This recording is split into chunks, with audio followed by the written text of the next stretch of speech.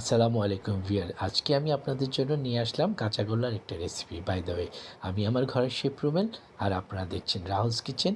আর আজকে আমি একটা মিষ্টি তৈরি করে দেখাবো আপনাদের সাথে। তাহলে চলুন দেখে আসি কাঁচাগোল্লা বানাতে কি কি লাগছে।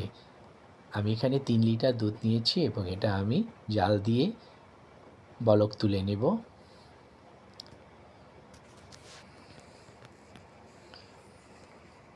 দুধ ফুটে উঠেছে, এই পর্যায়ে আমি কিছুটা ভিনেগারের সাথে পানি মিক্স করে দুধে মিশিয়ে দেব।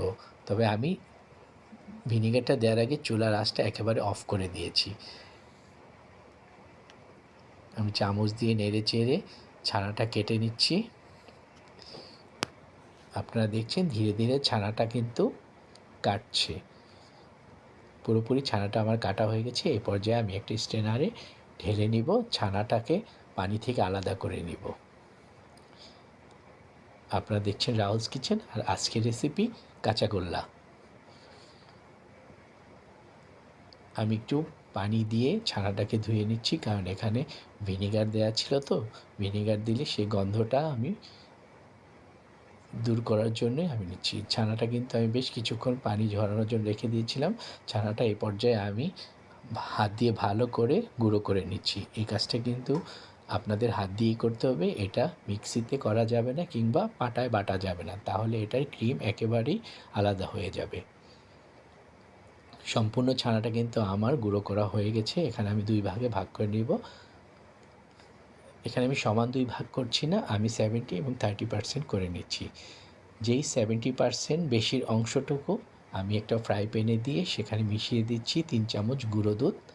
গুঁড়ো দুধ দিয়ে আমি ছানাটার সাথে ভালো করে মিশিয়ে নেব।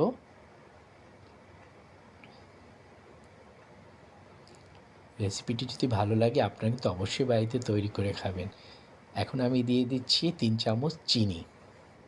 চিনিটা দিয়েও আমি ভালো করে মিশিয়ে আমি সরাসরি চলে যাব চুলায়।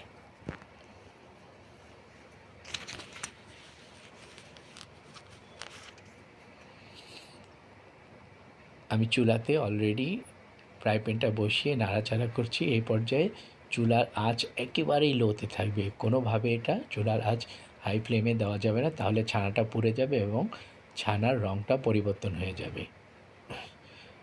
আপনি দেখছেন চিনিটা কিন্তু গলে ছানাটা কিছুটা নরম হয়ে আসছে। এই পর্যায়ে আমি এখন তুলে নেব। তুলে নিয়ে আমি যে কাঁচা ছানাটা রেখেছিলাম সেই ছানাটার সাথে এটাকে ভালো করে মিশিয়ে নেব। এই রেসিপিটা আপনারা বানালে বা দোকান থেকে আর আপনাদের কাঁচাগোল্লা কিনে খেতে হবে না, এতটাই সুস্বাদু এবং একেবারে পারফেক্ট টেক্সচারে হয়। আমার ছানাটা মিক্স করা হয়ে গেছে, আপনারা দেখছেন আমি গোল গোল শেপ দিয়ে এবং গুঁড়ো দুধের সাথে একটু কোটিং করে আমি একটা মিষ্টির আকার দিয়ে দিয়েছি। কি লাগছে না একদম দোকানের মতো?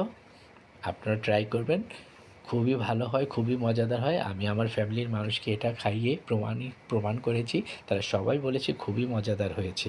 আমি একটা মিষ্টি আপনাদেরকে কেটে দেখাচ্ছি।